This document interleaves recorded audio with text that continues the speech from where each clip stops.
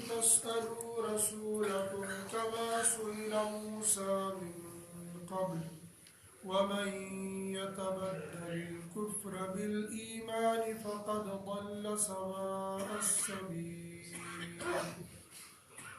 ترجمہ: ما ننسخ، جو کچھ منسوخ کیا ہم نے، من آیتوں میں سے، او ننسہا، یا بلا دیا ہم نے انہیں، نأتی، لے آئیں گے، بخیر منہا، اس سے بہتر، او مثلہا، یا اس جیسی. الم تعلم، کیا نہیں جانتے ہو تم، ان اللہ، بلا شبہ رب العالمین، علی کل شیء، ہر چیز پر، قدیر، قادر ہے. الم تعلم، کیا نہیں جانتے ہو تم، ان اللہ، بلا شبہ رب العالمین، لہو، اسی کے لیے، ملک السماوات والارض، زمین اور آسمان کی بادشاہت، وما لکم، اور نہیں ہے تمہارے لیے، من دون اللہ، اللہ کے سوا، من ولی، کوئی حمایتی، ولا نصیر، اور نہ کوئی مددگار. ام تريدون، کیا چاہتے ہو تم، ان تسألوا، یہ کہ پوچھو تم، رسولکم، اپنے رسول سے، کما، جیسا کہ، سئل موسیٰ، پوچھے گئے سوال موسیٰ سے، من قبل، اس سے پہلے، ومن، اور جو شخص، یتبدل الکفر، بدل دے کفر کو، بالایمان، ایمان سے، فقد یضل، یقیناً بھٹک گیا وہ، سواء السبیل، سیدھا راہ سے. یہ سورہ بقرہ کی آیت نمبر 106 سے لے کر آیت نمبر 108 تک ہم نے تلاوت اور ترجمہ سنا. ان آیات سے پہلے گزشتہ آیات کے اندر رب العالمین نے یہودیوں کی اس نالائق اور ناپاک حرکت کا رد کیا جس میں وہ الفاظ کو وہ استعمال کرتے تھے جو مسلمانوں اور یہودیوں کے درمیان میں مشترک تھے، لیکن مطلب مسلمان اس سے کچھ اور لیتے تھے اور یہودی اس سے کچھ اور لیتے تھے. اور وہ لفظ تھا راعینا. یہودی اس سے مراد لیتے تھے نعوذ باللہ ایک طرح کی گالی حضرت نبی کریم صلی اللہ علیہ وسلم پر، اور مسلمان اس سے مطلب لیتے تھے کہ حضرت نبی کریم صلی اللہ علیہ وسلم ہمارے ساتھ مزید شفقت اور مہربانی کا معاملہ کر لے. تو رب العالمین نے مسلمانوں کو یہ حکم دے دیا تم اس لفظ کو اس معنی کے لیے بولنا ہی چھوڑ دو. لا تقولوا کی راعنا کی جگہ تم انظرنا کہو. یہ کہنے کی وجہ سے یہودی جو غلط معنی غلط مطلب مراد لیتے تھے وہ مراد ہی نہیں لے سکیں گے. اور یہ یہودی، یہ مشرک، اصل بات تو یہ ہے کہ حضرت نبی کریم صلی اللہ علیہ وسلم کے ساتھ حسد اور بغض اور عناد رکھتے تھے، جس کی وجہ سے وہ یہ چاہتے ہی نہیں تھے کہ نبوت اور رسالت سرکار دو عالم صلی اللہ علیہ وسلم پر اترے. اللہ رب العزت نے فرمایا واللہ یختص من یشاء برحمتہ، اللہ رب العزت اپنے فضل سے جس کے ساتھ جس رحمت کو خاص کرنا چاہیں گے اس کو کوئی روک نہیں سکتا ہے. یہودی حضرت نبی کریم صلی اللہ علیہ وسلم کو ستانے پر تلے ہوئے تھے، لہذا ان سے جو کچھ بنتا تھا وہ کرنے سے درگزر نہیں کرتے تھے، بلکہ وہ یہ تگڑم بازیاں اور یہ چال بازیاں مشرکین مکہ کو بھی سکھاتے تھے کہ تم حضرت نبی کریم صلی اللہ علیہ وسلم کو طرح طرح سے پریشان کرو. جس کے پاس معلومات ہوتی ہے اگر وہ دوسرے کو بگاڑنا چاہے گا بنسبت جاہل کے، یہ جاننے والا دوسرے لوگوں کو آسانی سے بگاڑ سکتا ہے۔ جاہل کسی آدمی کو یا کسی جماعت کو جلدی سے گمراہ نہیں کر سکتا ہے، لیکن ایک عالم، ایک جاننے والا دوسرے آدمی کو بہت آسانی کے ساتھ گمراہ کر سکتا ہے۔ اور دنیا کے اندر جتنے فرقہ ضالہ موجود ہیں یا ماضی میں رہے ہیں، ان تمام کے ہیڈ عالم ہی رہے ہیں، جاننے والے ہی رہے ہیں۔ عالم سے مراد ضروری نہیں وہ کسی مدرسے کا پڑھا ہوا ہو، ضرور کتابوں کا اس نے مطالعہ کیا ہو، معلومات اس کے پاس اکٹھی ہو گئی ہو، کچھ اس کو عربی بھی آتی ہو، کچھ انگریزی بھی آتی ہو، کچھ اردو بھی آتی ہو، مادری زبان سے بھی وہ واقف ہو، تو کئی زبانوں کے علوم اس نے سیکھ لیے، پھر لوگوں کو گمراہ کرنا اس کے لیے آسان ہو جاتا ہے۔ یہ یہودی بھی چونکہ اہل کتاب تھے تو حضرت نبی کریم صلی اللہ علیہ وسلم کو علمی ذریعے سے ہرانا چاہتے تھے اور علمی ذریعے سے کمزور کرنا چاہتے تھے۔ گرچہ وہ اس میں کامیاب نہ ہوئے لیکن انہوں نے اپنی سی کوشش تو کر لی۔ جیسے اس زمانے کے اندر جب کوئی ایک جماعت دوسری جماعت سے کوئی بات کہتی ہے تو فوراً اعلان کر جاؤ ہمارے ساتھ مناظرہ کرو، گویا علمی اعتبار سے ہم تم کو پچھاڑ دیں گے۔ اکثر یہ ہوتا ہے کہ علمی اعتبار سے بندہ چونکہ جب یہاں سے بھی علمی دلائل دے گا یہاں سے بھی علمی دلائل دے گا تو پچھڑنا بہت دور، ہٹ درمی آ جاتی ہے۔ ہاں ایک آدمی ہے کہ آپ علم کی روشنی مجھے سمجھاؤ، سمجھانے کے لیے گردن جھکا دے گا، وہ سمجھ جائے گا، لیکن جو مقابلہ کرنے کے لیے اتر جائے گا وہ سمجھ نہیں پائے گا۔ یہودی جب بھی کوئی بات کرتے تھے تو وہ سمجھنے کے لیے نہیں کرتے تھے، وہ یہ چاہتے تھے ان باتوں کے ذریعے سے حضرت نبی کریم صلی اللہ علیہ وسلم کو زیر کرے اور اسلام کو، قرآن کو بدنام کرے، کچھ نہ کچھ بہانہ وہ چاہتے تھے۔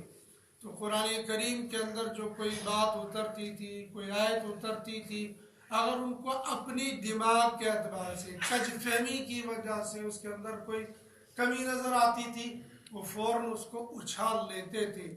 کمی دو طرح کی ہوتی ہے، ایک واقعی کلام کے اندر کمی ہو، ایک یہ کہ فہم میں کمی ہو کہ ایک بندے نے بات کی وہ بات ہی غلط ہے، لیکن ایک بات یہ ہے کہ بندے نے بات تو کی لیکن میری سمجھنے میں کمی ہو گئی، میں اس کی بات کو سمجھ نہ سکا، لہذا میں نے اس کا غلط مطلب یا دوسرا مطلب لے لیا جس کی وجہ سے میں بھٹک گیا۔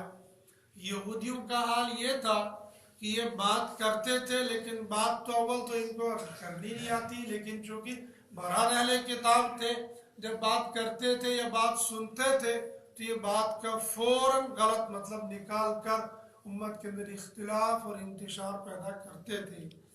قرآن کریم کی کوئی آیت آتی تھی تو فوراً بہانہ ڈھونڈتے تھے۔ قرآن کریم کے اندر بعض جگہوں پر پہلے اللہ کا امر ایک آیا، اس کے بعد پھر وہ حکم اٹھ کر دوسرا حکم آ گیا۔ اس کو قرآن کی اصطلاح میں کہیں گے ناسخ منسوخ۔ پہلے ایک آیت تھی، دوبارہ دوسری آیت آئی تو پہلی آیت کے حکم کو ختم کر دیا، کہہ دیں اس کو منسوخ، اور جو نئی آیت ہے اس کو کہیں گے ناسخ۔ تو یہ تو اللہ کی منشا، اللہ کی قدرت ہے، کیوں ایسا کیا اللہ بہتر جانتے ہیں۔ اللہ نے خود بتا دیا کہ نأتی بخیر منہا ومثلہا، اس سے بہتر حکم آ جاتا ہے یا اس جیسا آ جاتا ہے۔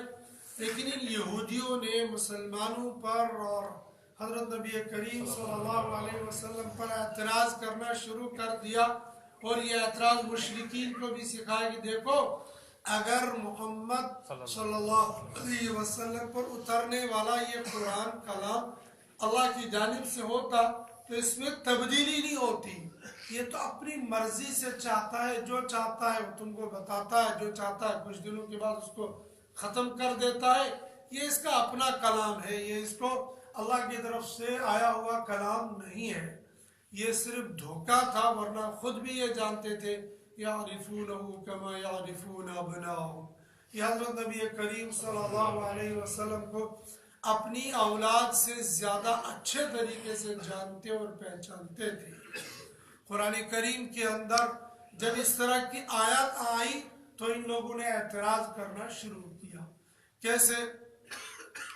مثال کے طور پر قرآن کریم کے اندر ایک آیت آئی تھی کہ جب تم میں سے کوئی مرنے والا ہو، مرنے کے قریب ہو، تو اس کو چاہیے کہ وہ اپنی وراثت کا حصہ کر لے.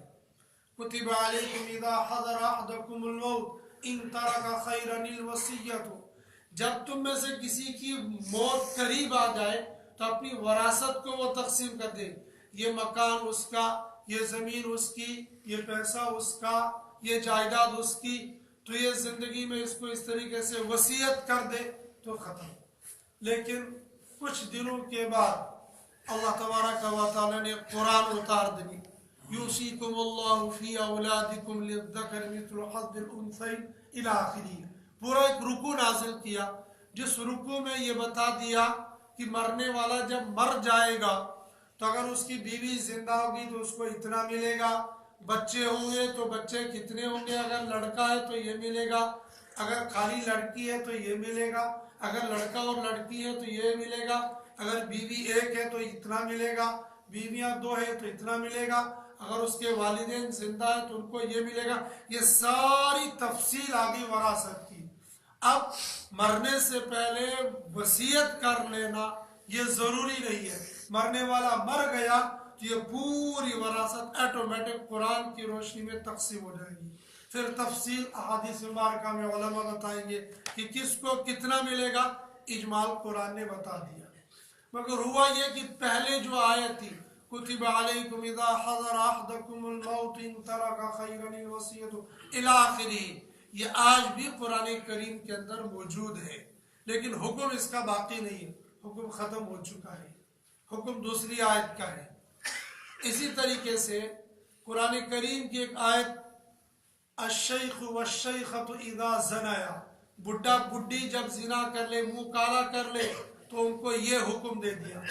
بعد میں یہ حکم آ گیا، مطلق آ گیا کہ اگر خدا نخواستہ شادی شدہ اپنا منہ کالا کر لیں گے تو ان کے لیے یہ حکم ہے، غیر شادی شدہ منہ کالا کر لیں گے تو ان کے لیے یہ حکم ہے. بڈھے کی جوان کی یہ تفصیل ختم ہو گئی، شادی شدہ اور غیر شادی شدہ. وہاں پر جو آیت تھی وہ آیت بھی ختم ہو گئی، اس کا حکم بھی ختم ہو گیا.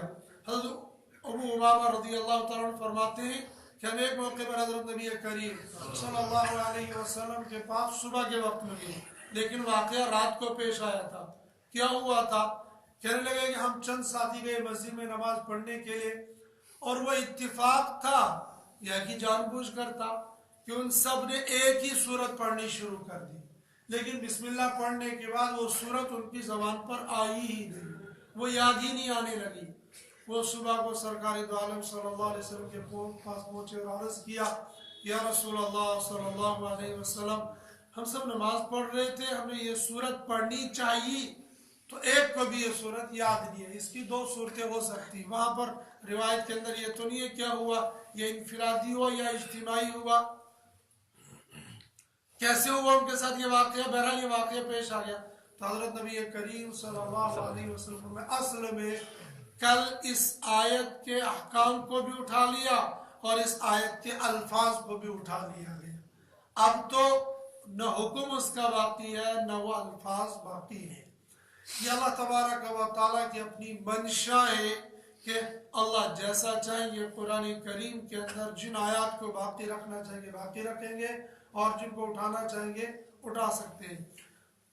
یہ سمجھنے کے لیے مفتی شفیع صاحب نے بھی اس طرح کی مثال دی ہے معرف القرآن کے اندر، سمجھنے کے لیے کہ جیسا ایک ڈاکٹر کے پاس ایک مریض جاتا ہے تو پہلے ڈاکٹر لکھتا ہے مریض کو یہ دوائی لکھتا ہے، پھر کہتا ہے ان کو 3 دن کھاؤ اور 3 دن کے بعد میرے پاس واپس آ جانا. لیکن اس ڈاکٹر کے پاس ظن ہوتا ہے، یقین نہیں ہوتا ہے. ظن کیا ہوتا ہے کہ میرے علم کی روشنی میں ان دوائیوں سے اس کا فیور کم ہو جانا چاہیے، لہذا جب فیور کم ہو جائے گا 2 یا 3 دن کے بعد یا اپنے علم کے مطابق اتنے گھنٹوں کے بعد پھر میں اس دوائی کے اندر تبدیلی کر لوں گا. یہ اس کا ظن ہے، یقین نہیں ہے. اور ایک آدمی وہ ہوتا ہے کہ اس کو نہ ظن ہے نہ یقین ہے، اس کا تکا ہے کہ فی الحال یہ دوائی دے دو، چل گئی تو ٹھیک، نہیں چلی تو بعد میں اس کا اور دوسرا دیکھ لیں گے۔ جیسے پریکٹیکل والے، جو میڈیکل پریکٹیکل والے ہوتے ہیں، وہ آپریشن کرنے کے لیے یا دوائی دینے کے لیے کہتے ہیں اچھا پہلے اس کو کرو، پہلے یہ کرو۔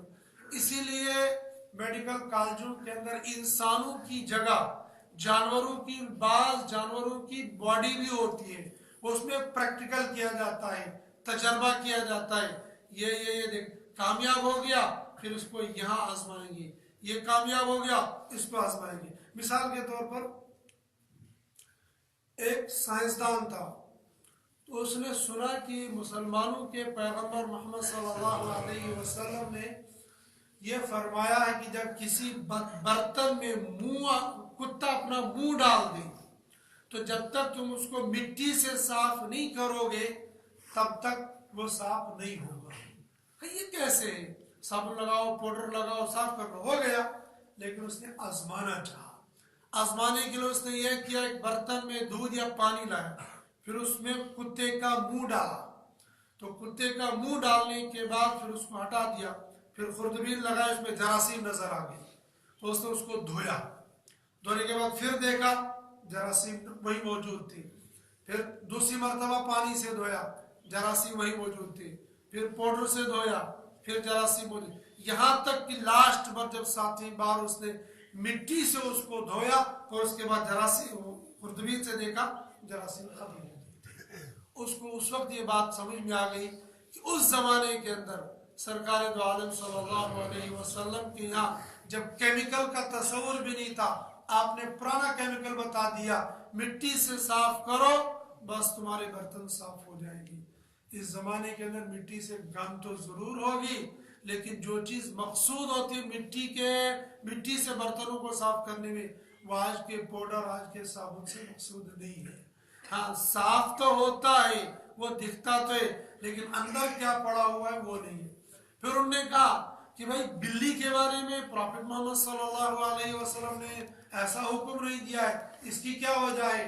تو اس نے بلی کو لایا، تو بلی کو پیالے کے اندر یا گلاس کے اندر منہ ڈالا، اس نے اس کو جھوٹا کیا، اس کے بعد خوردبین لگائی تو وہاں پر ایک جراثیم بھی نظر نہیں آیا۔ پھر فرمایا ہاں یہ مسلمانوں کے محمد کی نظر کتنی تیز تھی، حالانکہ خوردبین کا اس زمانے کے اندر تصور بھی نہیں تھا۔ یہ شریعت ہی تو کہیں گے اس کو، اور کیا کہا جا سکتا ہے کہ آپ علیہ السلام نے اس وقت نبوت کی آنکھ سے کتے کے جھوٹے میں جراثیم دیکھے اور بلی کے جھوٹے میں وہ جراثیم نہیں تھے، لہذا بلی کے جھوٹے کو ایسا پاک کرنے کا حکم نہیں دیا۔ دنیا کے لوگ تجربات کی روشنی میں دوائیوں کو بدلتے رہتے، احکام کو بدلتے رہتے، یا پہلے لوگ پارلیمنٹ میں، اسمبلی میں ایک قانون بناتے ہیں، کیوں؟ دیکھتے ہیں اس وقت یہی قانون چلے گا، بعد میں جب حالات تبدیل ہو گئے تو پھر قانون بدل دیتے، یا پہلے قانون بدل دیا پھر یہ لگا کہ نہیں لوگ تو مخالف ہو گئے، لہذا جب لوگ مخالف ہو گئے اس قانون کو سرے سے ختم ہی کر دو۔ لیکن ایک وہ ہوتا ہے جو یہ کہتا نہیں تم کو یہ کرنا یہ کرنا، اس کو معلوم ہوتا ہے کہ ایسا ہونا ہے، اور ایسا علم اس کو یقینی ہوتا ہے، ظنی نہیں ہوتا ہے۔ جیسے میں نے شروع میں کہا ڈاکٹر کا علم ظنی ہے، یقینی نہیں۔ اللہ تبارک و تعالیٰ کو قیامت تک کا علم یقینی ہے، قیامت تک جو کچھ ہونے ہے اللہ تبارک و تعالیٰ کے علم سب کچھ معلوم ہے۔ اللہ جانتے تھے اس وقت میرے بندوں کو یہ حکم ملنا چاہیے، یہ ملنا چاہیے، یہ ملنا چاہیے، یہ ملنا چاہیے۔ جیسے شراب کے بارے میں شروع میں جب شراب کے بارے میں حکم آیا یسألونک عن الخمر والمیسر قل فیہما اثم کبیر ومنافع للناس، کہ شراب کے بارے میں پوچھتے ان کو کہو اس میں نفع ہے تھوڑا سا اور نقصان زیادہ ہے۔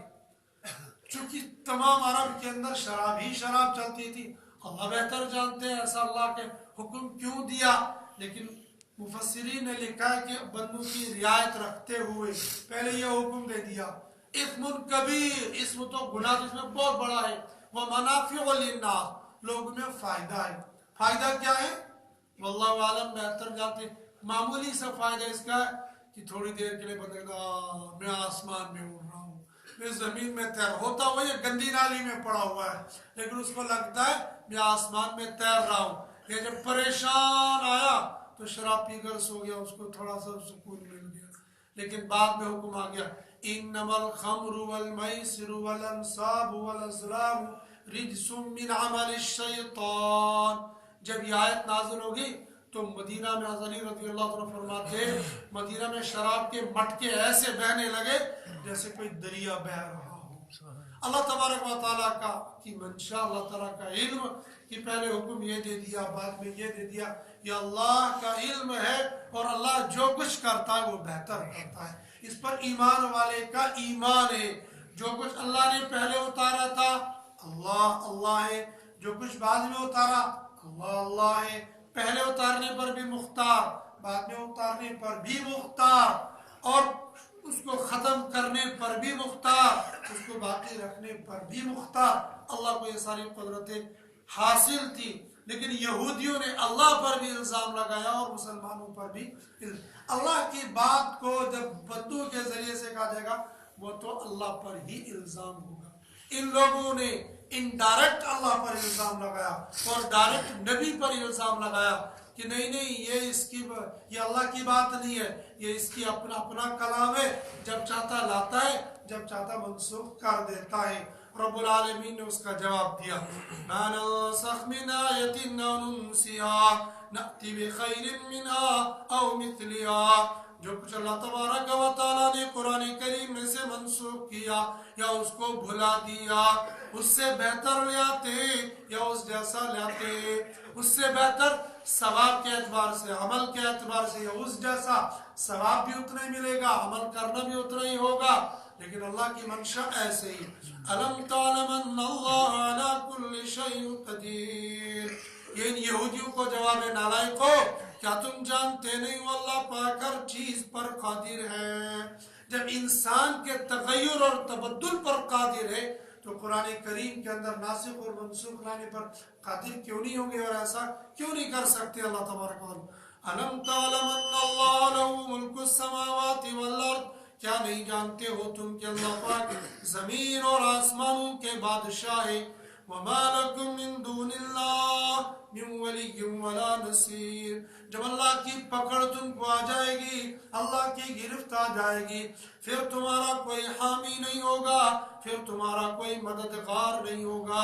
مِن وَلِيٍّ وَلَا نَصِيرٍ، نہ کوئی معاون ہوگا، نہ کوئی مددگار ہوگا، نہ تمہارا کوئی دوست ہوگا۔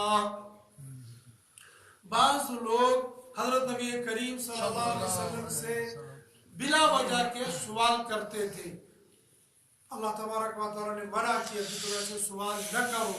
مشرکین نے کہا آپ جیسے بنی اسرائیل نے حضرت موسیٰ سے سوال کیا تو اللہ کو دکھا دو، آپ بھی ہم کو اللہ ایسے ہی دکھا دو۔ بعض مشرکین نے کہا کہ دیکھو تم یہ جو ٹکڑوں میں کتاب لے آتے ہو نا، یہ آیت ہو گئی، یہ سورت ہو گئی، تم مستقل مکمل ایک کتاب دے دو اور بتاؤ کہ یہ اللہ کی طرف سے اور اللہ کا فرشتہ لے کر آ جائے تو ہم اس کو مان لیں گے۔ اور بعض لوگوں نے کہا کہ نہیں، کہ جس طریقے سے بنی اسرائیل کے گناہ معاف ہو جاتے تو ان کو پتہ لگ جاتا تھا کہ ہمارے گناہ معاف ہو گئے، ایسا ہی ہمارے ساتھ بھی معاملہ ہونا چاہیے۔ آپ نے فرمایا دیکھو اللہ پاک جس حال میں رکھنا چاہتے ہیں تم اسی حال میں رہو، زیادہ یہ سوالوں کے چکر میں نہ پڑو ورنہ تمہاری پریشانی بڑھ جائے گی۔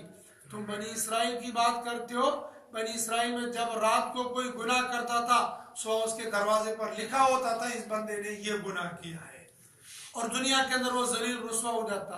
پھر اگر وہ اس گناہ سے توبہ کر لیتا تھا تو آخرت کی رسوائی سے ختم بچ جاتا تھا، لیکن اگر وہ پھر گناہ سے توبہ نہیں کرتا تھا تو پھر اللہ تبارک و تعالیٰ اس کو آخرت میں بھی ذلیل اور دنیا میں بھی ذلیل۔